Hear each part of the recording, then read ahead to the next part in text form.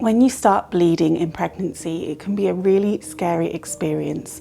I know because I've been there more than once, unfortunately. I have actually shared all my experiences on miscarriages and bleeding in a successful pregnancy, and I will link all those videos down below for you. Today I'm going to talk about the differences between miscarriage bleeding and pregnancy bleeding or spotting and my personal experiences with it. Obviously I'm not a medical professional, but sometimes it's nice to hear real life examples of what you may be going through, and I imagine that you are going through it if you're watching this video. As with all my videos on pregnancy loss and infertility, the comments section is a great place to get advice from other people, so please do leave comments down below. I will try to answer as many as I can, and other people can join in with the conversation too.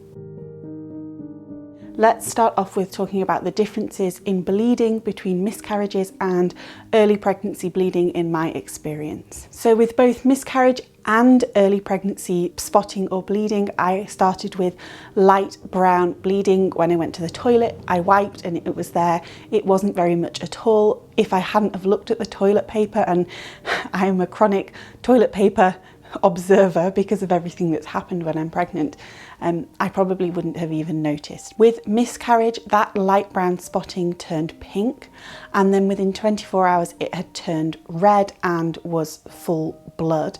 I have had 5 miscarriages, so it did differ with each miscarriage a little bit, but generally it followed a similar pattern. Once the bleeding had started, it remained and became heavy, much like a period, with clots. It lasted up to 2 weeks, sometimes not as long as that, but it was always heavy and consistent.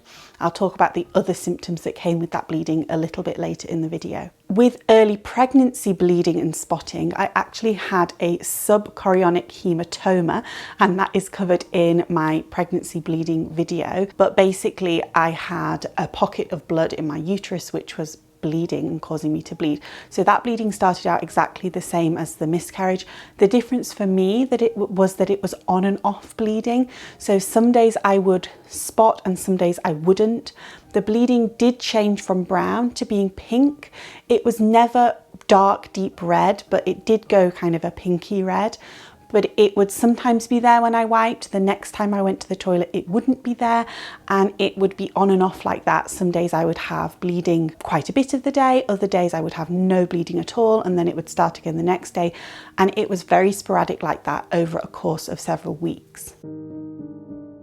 When you think you might be having a miscarriage and you contact your doctor or early pregnancy unit, one of the things they often ask is, are you having cramps and bleeding? Because that can be more of a sign that you're miscarrying than if you're bleeding without pain. For my experience with my miscarriages, sometimes I didn't cramp when the bleeding started. Sometimes the bleeding started first and then the cramping came on. But in pretty much all cases, as far as I can recall, and you'll have to go back and check my other videos if you want the full stories, but the cramping then continued on, and it started out as like period pain cramping and then went into my back and down my thighs. It could be very painful, much like if you've ever been in labour, like early labour pains. Now this is where I think that it is contradictory to advice. In my early pregnancy bleeding, I also had cramping, and that was really worrying for me. At that time, I was convinced that I was miscarrying again because I did have cramps. They weren't always tied up exactly with my bleeding, so sometimes I would have spouts of bleeding where there was no cramping, and sometimes on days where I wasn't bleeding, I was cramping. And in my successful pregnancies where I didn't bleed at all, I still had cramping, because that's just your uterus stretching and growing. So although they are maybe correlated, it doesn't always go together that if you're having bleeding and you're having cramping, it definitely means that you're having a miscarriage. Certainly in my experience, that's not what happened for me.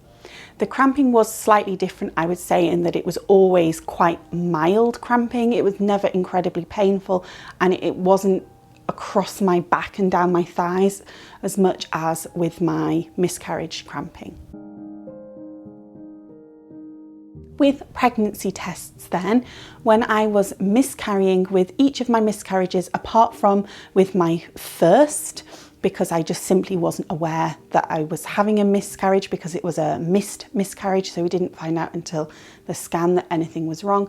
But with my other miscarriages, I was taking pregnancy tests, and once I started bleeding, even if it was several weeks into my pregnancy, if I took a pregnancy test, it would always be quite a lot lighter than my initial positive pregnancy tests.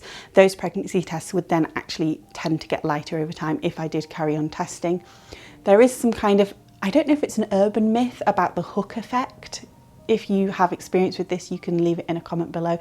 I would be really interested to hear about it. But there's some kind of talk about the fact that the further on you get in pregnancy, you might get a lighter pregnancy test because the hormones for your pregnancy are so strong.